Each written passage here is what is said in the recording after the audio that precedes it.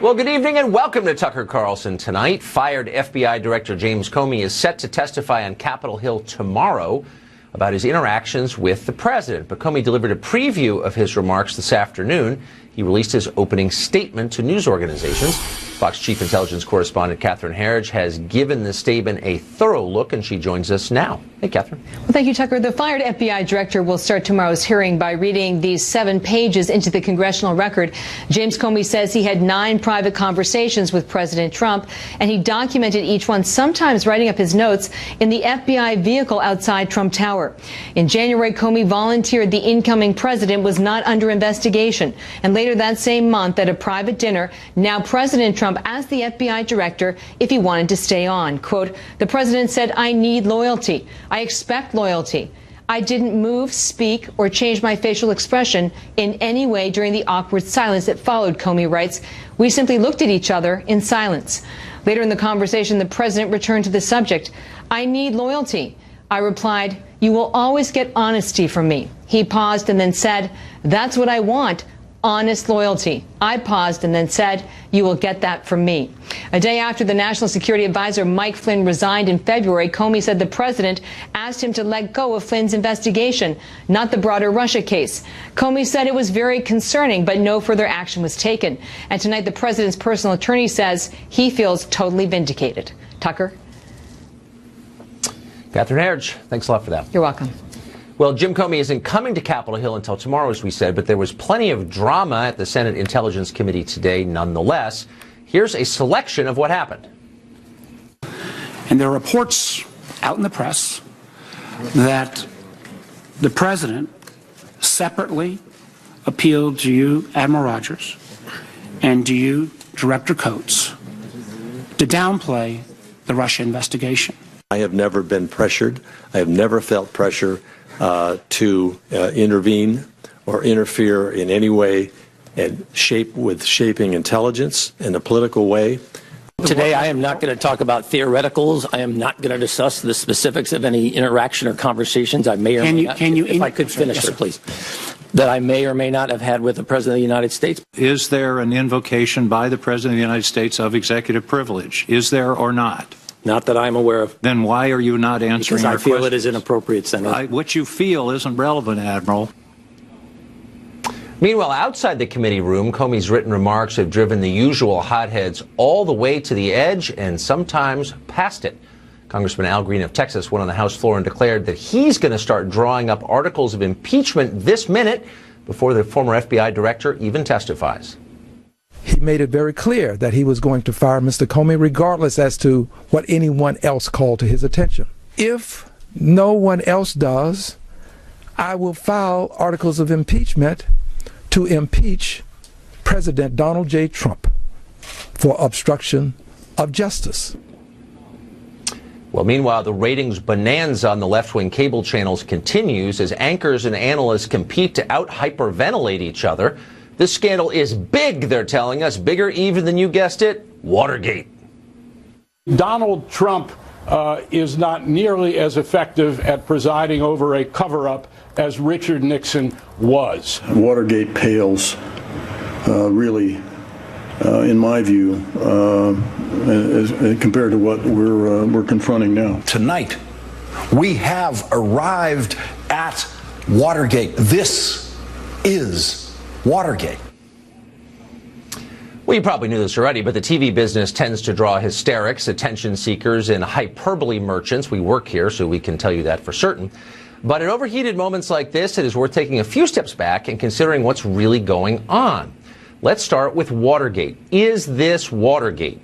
At the heart of that scandal, there was an actual crime. Burglars broke into an actual building that held the Democratic Party's headquarters. President Nixon likely knew about that. He attempted to sabotage the federal investigation into it, and he lied during the cover-up. When those lies were exposed, he had no choice but to resign. What's the alleged crime here? Well, the alleged crime is that President Trump secretly collaborated with the government of Vladimir Putin in order to substitute Russian priorities for American priorities. In other words, that he acted as a foreign agent against this country's interests. Now, if that's true, it's a betrayal of America. It's a moral crime, and the president deserves whatever punishment he gets. If it's not true, then this is the grandest and most grotesque farce in American history. It's a witch hunt that's hurting people and paralyzing our government. There's no middle ground here. It's one or the other. Now, at this stage, there is precisely no evidence that a crime has taken place, none at all. So put yourself in the position of the accused for just a minute. Imagine you're not a Russian agent, but every day virtually the entire media and virtually everyone in power suggests that you are. How would you feel about that? What would you do about that? Let's say your FBI director had informed you and members of Congress that you were not personally under investigation. Well, you'd probably want him to tell the country the same thing, since after all, it's true and it's exculpatory and it might lower the temperature a little bit. Now, that could be an uncomfortable conversation with your FBI director, but you'd seen the same FBI director publicly characterize the state of other investigations. So you know there's precedent for that. So you ask him. Now your political enemies are using that request as evidence that you're guilty of the crime you wanted the FBI director to admit you're not being investigated for. Imagine if that happened to you. You might go a little bit crazy. And come to think of it, maybe that was the whole point of this exercise. Congressman Eric Swalwell is a Democrat from California. He's been pushing this Russia story from the very start, and he joins us now. Congressman, thanks for coming on. Good evening, Tucker, from your studio in Washington. So I'm glad to see you there. Yeah. We're supposed to be shocked by this Comey statement that the president asked him on a couple of occasions to tell the public what he'd already told the president himself and members of Congress, that the president was not the subject of an FBI investigation person. In other words, he pushed Director Comey to tell the truth. Why is that a scandal exactly? That's not the scandal here. What is troubling, and what hopefully will be probed further when Director Comey testifies tomorrow, is why did he demand loyalty from somebody who he was going to presumably keep on as FBI director and tie that to his job? Why did he ask that the investigation of his friend Michael Flynn go away? And why was he so obsessive about the Russia investigation that he wanted the cloud cleared? Now, this is America. Let's take your questions one at a time. Hold on, if we could. So to answer the first question, I don't know the answer why you would say something like that. And we're going to talk to Corey Lewandowski for a minute, who's close to the president. I'm going to ask him that. I think it's weird. As to why he was obsessed by the Russian investigation, maybe because people like you were alleging that he committed treason against the United States, and he thinks he didn't, and there's no evidence that he did. Yeah. So maybe that bothers him. Does that make sense? And I've never alleged that. What I have stated, and what the FBI has stated, is that there is an investigation into people on his team as to whether they had personal, financial, or political relationships with Russia as Russia was attacking our democracy. We haven't concluded that yet, and we just want the president to get out of the way of the honest investigations that have to take place at the FBI and on the House Intelligence Committee. That's not what you want. You want to paralyze the president and the government by insinuating that he's a Russian agent, as you know. But let's get to the legal question. Tucker, the truth is, what I want is us to be able to do our work, and he has paralyzed this town from doing that, from the chaos he's caused. You don't want anyone to do any work until Trump leaves. And let's just stop being disingenuous. But let's get to the legal question, which is, what's the underlying crime? If this is Watergate, what's the crime? I didn't call it Watergate. Okay. Well, your colleagues are calling it Watergate en masse. Many of them, not just like the random ones, not just Maxine Waters, but lots of them are comparing it to Watergate. And you're suggesting the implication behind all of this is there's a crime. What's the crime? I haven't suggested that at all, Tucker. I think you should have those colleagues on. What I am suggesting is our country was attacked. We should hold our democracy sacred, and we should understand whether any U.S. persons were involved in that attack. On the House Intelligence Committee, what I hope we can do is to make reforms so this never happens again. The suggestion is that Trump somehow was connected to this so-called attack on the United States or its democracy. I mean, democracy is an abstract. You can't attack democracy. It's not a thing, but whatever. But you're implying that Trump was involved in Russian efforts to influence the outcome. That's what you're saying? No. What the FBI director told Congress on March 20 was that the Trump campaign was being investigated as to whether they were working with Russia as Russia was interfering in our election. And we should be able to proceed without the president disrupting, as he has, onto that investigation. So the very essence of this, the essence of your claim, is that Russia hacked our election, democracy, country, traditions, whatever. But that they hacked a DNC computer, a network. Now, that network was never investigated by the FBI because the Clinton campaign wouldn't allow it. And so they hired their own group of investigators to take a look at it. Why is that sufficient to base an entire investigation/scandal on? How do we know? Why didn't the FBI ever look at that computer system? I don't understand. Yeah, Tucker, it was actually a multifaceted attack. It included social media trolls, the use of fake news and disseminating it through Russia Today. No, hold on. Come on. That's ridiculous. Don't insult our viewers. Look, the essence don't insult our of it is the intelligence agencies who have said that that's what happened. There's no evidence that the trolls moved a single vote. Nobody read that crap. There was a big study on who read that. Nobody did. But emails were taken from the DNC servers. And that's really the crime here, to the extent there is one. Why did the FBI never actually investigate those servers itself? I don't understand. Yeah, again, Tucker, you'll have to invite the FBI here. Again, on the House Intelligence Committee, we're not conducting a criminal probe. We want to tell the American people how we can be more aware next election. We want to make reforms in our election system so that they are not penetrated by Russia or other countries who have similar capabilities. We'll let the FBI do reforms, their work. What reforms are you talking about? So you're saying that people read things on the internet you didn't want them to read. Would you make it illegal to read things on the internet you don't approve of? Like, what would be the reform exactly that would stop the bots you're talking about or the fake news you're talking about? What reforms are you suggesting? Well, it would be so the American people understand that social media trolls are out there, that Russia Today is not an honest broadcasting company. It's actually a tool of Russia's intelligence services. That would you ban emails, it? You're going to ban cable nets? You don't agree with that? It's a free country. People should just be more aware so that when they go to the ballot box, it's still a free and fair election. So, but I'm missing it. You said we need reforms to change the way people approach their news. You're a member of Congress. How would you ban Russia Today? Would you put a warning label on it? I mean, what exactly specifically are you talking about, since you're a lawmaker? Reforms and awareness. And the reforms, I think, would be to improve the structural integrity of the ballot box. So making sure that counties and states have access to federal resources so they can defend against any attacks. Because, Tucker, you're right. There's no evidence that votes were changed. That would be a very dire situation if that could occur. But we want to make sure that would be a big deal. Yeah, but we know that Russia did go into voting systems, and we don't want them to go any farther in the next election or any other country. Well, that's entirely legitimate. Of course, I mean, everyone wants to see the integrity of the system preserved and want to make sure that only voters who are allowed to vote. That's why people would push ID laws, and you fight against them for reasons that aren't clear. But really quickly, is there anything you would do to stop the proliferation of this terrifying fake news you guys are always talking about? What would you do about that?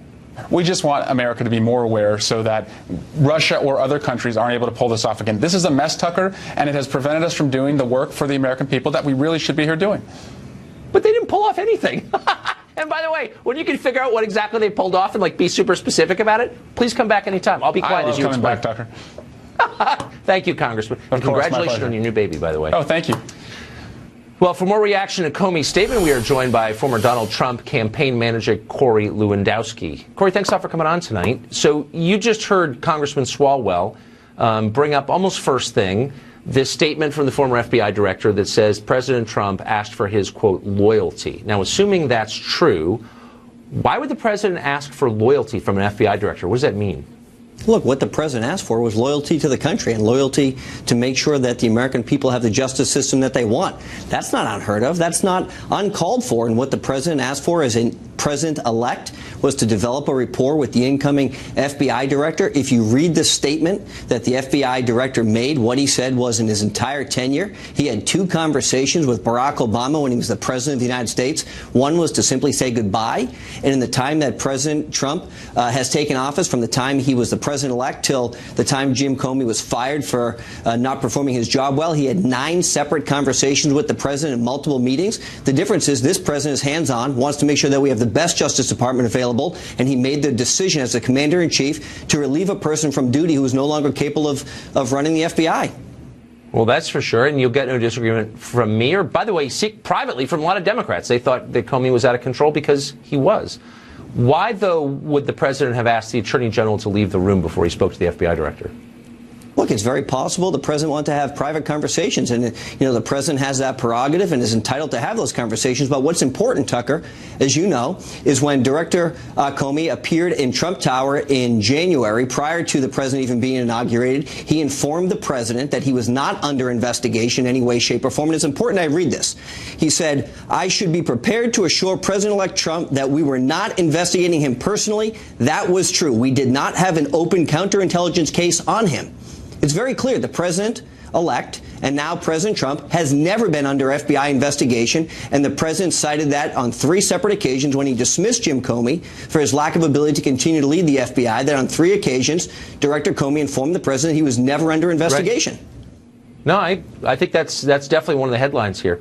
Another headline today is that apparently the Attorney General of the United States does not have the support of the President. The White House press secretary was asked today to affirm the President's support for Jeff Sessions, and he wouldn't.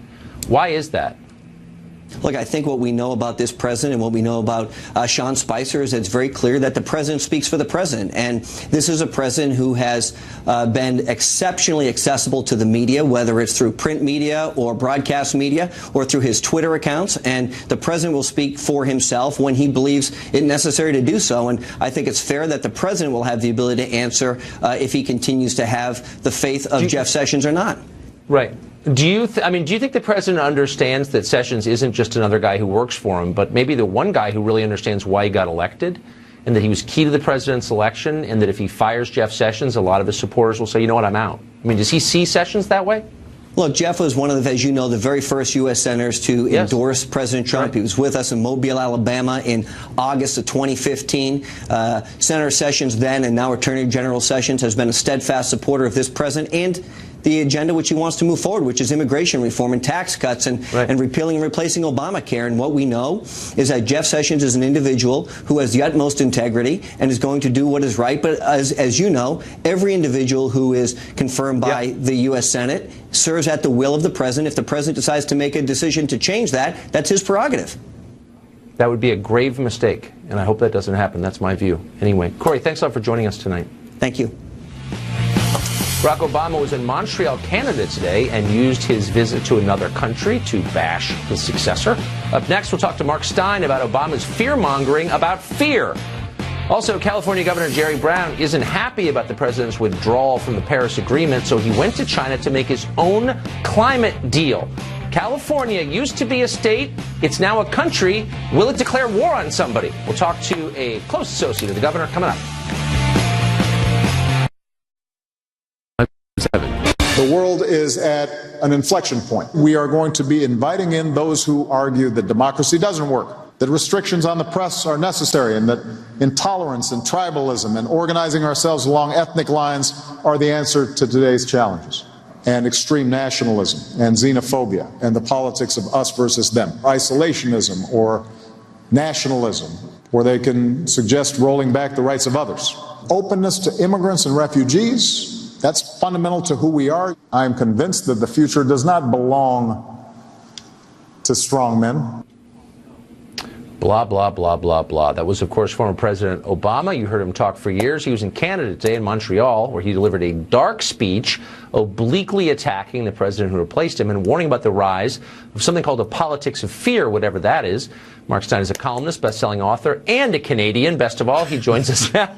So, Mark, here you have a president who invited Al Sharpton to the White House as a domestic policy advisor more than 80 times, lecturing us about ethnic politics and tribalism. Like self-awareness somehow doesn't exist for this guy? No, he always does this bloodless Mr. Spock routine that everyone else is motivated by emotions and opinions, and he is the only one who uses reason and logic. And he does this whole kind of dispassionate thing. Apparently there's a big market for it in Montreal. 6,000 people showed up to hear this speech. I think there's never been a better time to be a unilingual francophone in Quebec. Because everything he said was in a condescending, superior put down of the world he left behind, essentially. Well, that's really the question. Does he understand the world he left behind? He hates Donald Trump. Donald Trump got elected because of Barack Obama. I wonder if he knows that. No, I don't think he's worked that out. It's interesting to me that his great theme is that America has turned inward and it's become nationalistic and isolationist and turned away from the world. That's what I heard all around the planet during the 8 years of the Obama regime. It didn't matter whether you were in Eastern Europe, where they missed Bush, in the Middle East, where they missed Bush, in India, where they missed Bush, in Singapore, where they missed Bush, in Australia, where they missed Bush. Whatever you feel about George W. Bush, he had relationships with world leaders. He didn't get on with Jean Chrétien in Canada. He got on fabulously with Tony Blair in London and John Howard in Australia. Obama got on with nobody. Not the Gulf monarchies, the Saudi king, not Eastern European prime ministers, not British prime ministers. During those 8 years, Obama, in effect, turned away from the world, and the world largely went to hell on his watch. It's just the internal contradictions in the speech are so overwhelming. He says, look, tribalism and nationalism are dangerous, but we need a lot more immigrants and refugees. If you wanted to create nationalism, it seems to me you would do what Obama did for 8 years. Yeah, I think that's true. And in fact, it has led to tribalism. And that's a very good way of putting it. And in fact, the Democrat Party, what is identity politics, which was the strategy that cost Hillary Clinton the election? That's tribal politics. You vote, you don't vote as a citizen. One of the great things, since he's in Canada, one of the great things that binds the English-speaking world is that common law does not place great emphasis on group rights. It's about the individual equal before the law. The Democrats come along and say, no, what matters is whether you're Muslim, or what matters is whether you're transgender. They lost the election because they tribalized the electorate. I think that's exactly right. And it's a cul-de-sac with a really ugly ending. Mark Steyn, it is always an honor to have you on the show. Thank you for coming. Thanks a lot, Tucker. And you didn't miss anything in Montreal, I can tell you that. I didn't think I did, but thanks. We'll have 40 years of Obama speeches to look. California is mad that President Trump pulled out of the Paris climate deal, so they've decided to go and sign their own climate deal with the Chinese government. Should American foreign policy be independently handled by 50 different governors? We'll talk about it with one of the governor of California's supporters. Stay tuned. Well, last week, President Trump announced the United States would be withdrawing from the Paris Climate Agreement. California Governor Jerry Brown was so upset about this, he predicted that God, in effect, would visit the 12 plagues upon the earth in response. Watch. This is a crazy decision. It's against the facts. It's against science. It's against reality itself. People are going to die. Habitat will be destroyed. Seas will rise. Insects will spread. Well, now Governor Brown says that California will join the Paris deal, even if the federal government won't. While visiting China for a clean energy conference, Brown signed an agreement with the Chinese government in which the two, one a state, one a country, agreed to collaborate in reducing emissions. The Chinese laughed, but Brown didn't hear it. Is California its own nation now? Ethan Behrman is a radio show host in Los Angeles for the famous KGO, and he joins us tonight. So, Ethan, I grew up in California when it was a state. It was one of 50 states. And now, I guess, Governor Brown has gone rogue, declared himself emperor, and you're a country negotiating international treaties. What happened?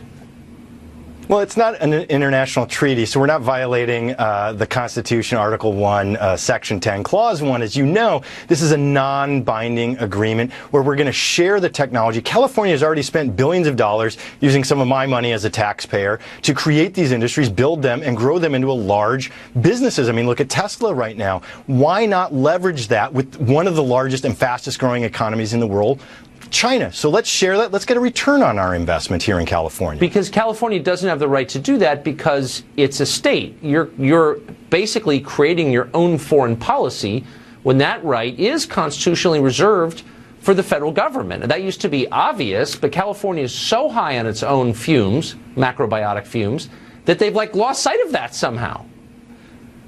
Yeah, no, but again, this is a non-binding agreement. Cities and counties and states have already been doing this for decades now. There's nothing new about this. If he had signed something that said it was a binding agreement, you and I would actually be in total agreement that that would be violating the Constitution. But here, why not? Why not get a return? Why not lead in this country since D.C. doesn't want to lead? Why not lead in the 21st and 22nd century energy sources instead of what the president is doing, which is falling back to 16th century energy sources, focusing on coal? Would you ever declare ownership of Camp Pendleton and say declare war on Mexico? I mean, like, what other unilateral decisions is, I mean, just to prepare us for the future. I mean, you guys have decided we're not following federal law. We're entering into agreements, even non-binding ones, with other nations. So, like, the next step would be war, right? Your own uniforms? No, although remember, governors are in charge of National Guards. That's a separate topic. But no, obviously, we're not going to take Camp Pendleton and attack Mexico. No, again, I mean, Tucker, really, you and I both want our economy to grow, right? Sorry. I mean, okay. Why would we not want to grow our economy? Why not create more jobs in a sector that already has 8 times as many jobs as the coal sector does anyway? Let's move forward. Let's grow. Let's take advantage. Why not get some of that money back from the Chinese that they're holding of ours? This is a great way to do it. It's sharing technology. It's opening markets. And it's building our economy here in California, which benefits the rest of the United States. I mean, this is hilarious again.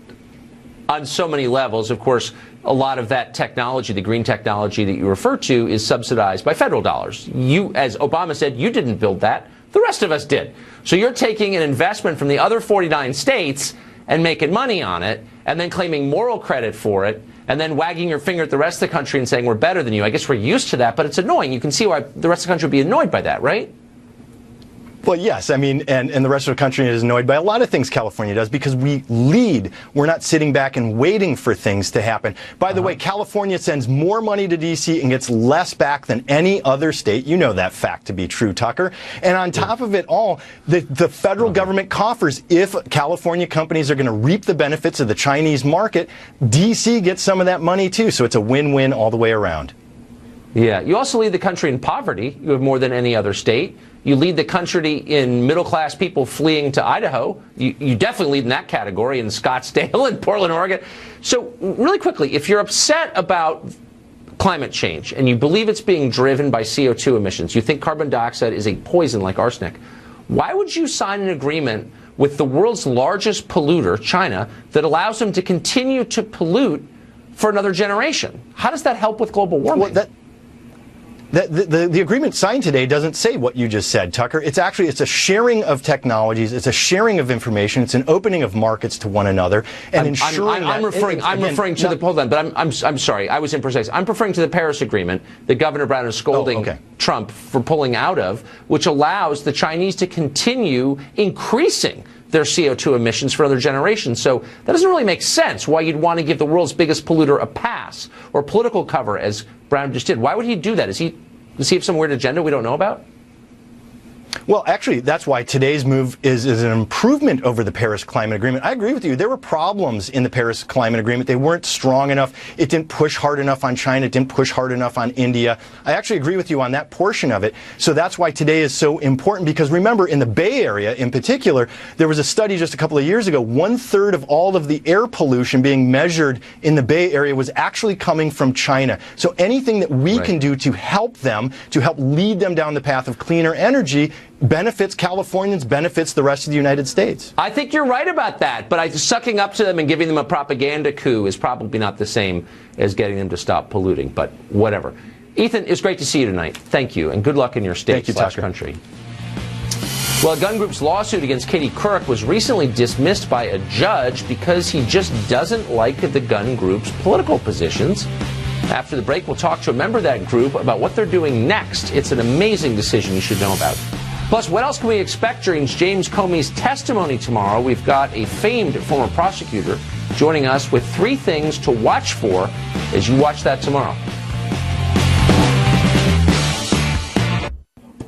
Well, last year, Katie Couric released a documentary called Under the Gun.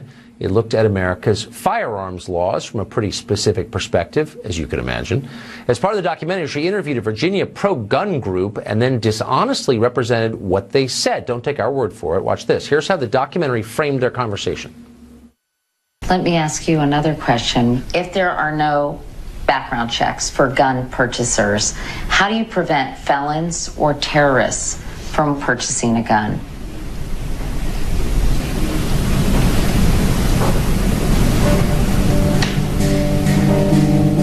So they had no answer to that simple question. That's what viewers saw when they watched the documentary. Here's what actually happened. This is the raw tape. If there are no background checks for gun purchasers, how do you prevent felons or terrorists from walking into, say, a licensed gun dealer and purchasing a gun? Well, one, if you're not in jail, you should still have your basic rights, and you should go buy a gun. So if you're a terrorist or a felon? If you're a felon and you've done your time, you should have your rights. Well, the fact is we do have statutes, both at the federal and state level, that prohibit classes of people from being in possession of firearms. So in real life, they had an answer. But on the documentary tape, they just stared off into space with their mouths open like morons. It was unfair and dishonest, and the group sued for defamation. But federal judge John Gibney Jr. just dismissed the case. He said Kirk did nothing wrong with the misleading editing in the documentary. Philip Van Cleve is president of the Virginia Citizens Defense League, and he joins us tonight. Thanks a lot for coming on, Mr. Van Cleve. So, am I mischaracterizing the judge's ruling here? What did the judge say exactly? Well, basically, I think you summarized it correctly. He basically said, I don't think that VCDL had a valid answer. Therefore, the fact that you totally changed the response is irrelevant, is how he looked at it. So he didn't like the answer that you guys gave, so he argued that it's impossible to impugn your character or defame you because he thinks your positions are stupid? I would say that that's probably an accurate assessment. He didn't like the answer, therefore he thought the answer was irrelevant and could be changed to anything and it wouldn't matter. That doesn't sound like legal reasoning to me. That sounds like an MSNBC segment. Is you sure he's a judge? It certainly caused a lot of people I know that are lawyers to raise their eyebrows. That's all I know. So, just to be clear, this documentary comes out, you watch it, and you know immediately that what's on the screen is not actually what happened, right? That's correct. Yeah, so we have then, the audio tapes. Yeah, I noticed, and God bless you for taping them. You're wise to do that. You go to Katie Couric and her producers, and you tell them this, and what do they say? Well, nothing. I mean, nothing initially changed. And the fact the film is still out there with all that, with that false section in there. It's still there, still being available. Did they ever, I mean, they clearly misrepresented what happened. They lied about you in order to make a political statement. They made you look stupid dishonestly in order to push their agenda. Did they admit that? Did they apologize for it? Yes, they made us look ridiculous, and Katie Couric admitted at some point in the press that she, should have said something or done something. But the point is, nothing changed. Again, somebody saying they're sorry but continuing to do something, that's a problem. So this film lives on, as movies now do digitally, so like your great-grandchildren could pull this up and will have no idea that what they're looking at is fake. Yeah, they'll think that we're ridiculous, that we were shameful for not having an answer to a simple question. And gun owners would look at that and think we were the worst organization in the world, that we couldn't come up with a simple answer to a very straightforward question. We came up with 5 minutes of answer, of which 0 was put in the film. Really quick, what do you know about this judge? I don't really know anything about him. All I know is he was a Obama appointee. That's all I really know about him. I read that in the paper somewhere, so don't really know anything about him. So dishonest and scary. Philip, thanks for coming on tonight. Appreciate it. Thank you for having me on. All eyes are on the Senate Intelligence Committee. That's where James Comey will go tomorrow. He'll begin testifying in less than 14 hours. What should you be watching for during the hearing? We've got a former federal prosecutor to tell us the 3 things to be on the lookout for tomorrow. That's next.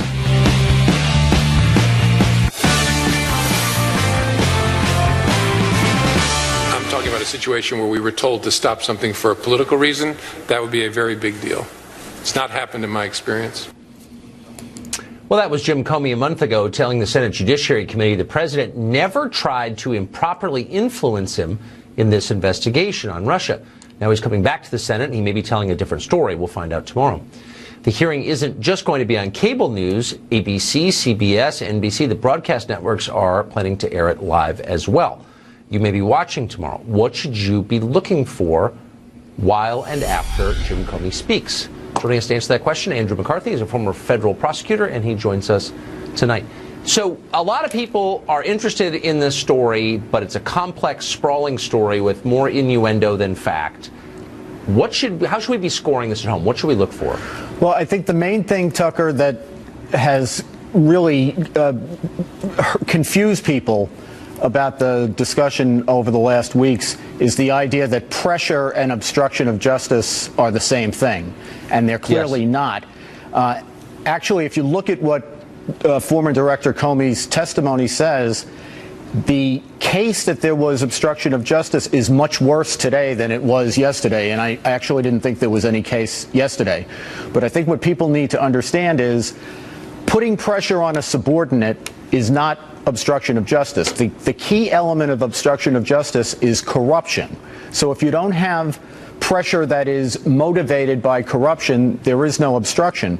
And the president has as much authority or more to exercise prosecutorial discretion as any of the subordinates he has who are U.S. attorneys or FBI agents across the country. So I think to the extent that these two concepts have been conflated, it's important to separate them. Pressure is not obstruction. So by discretion, you mean he doesn't have to sit passively by while people who work for him run these investigations? He can attempt to influence them? Well, he certainly can. But what I mean by discretion is in United States attorneys' offices all across the country every day, prosecutors dismiss cases even though they could be prosecuted for a variety of reasons. They weigh the equities and they decide whether a case ought to be brought or not. If you look at what Trump is alleged to have done here, he went through the calculus that's very much like what a prosecutor does in a normal case. He said, okay, here's what they're accusing this guy of, evidently false statements.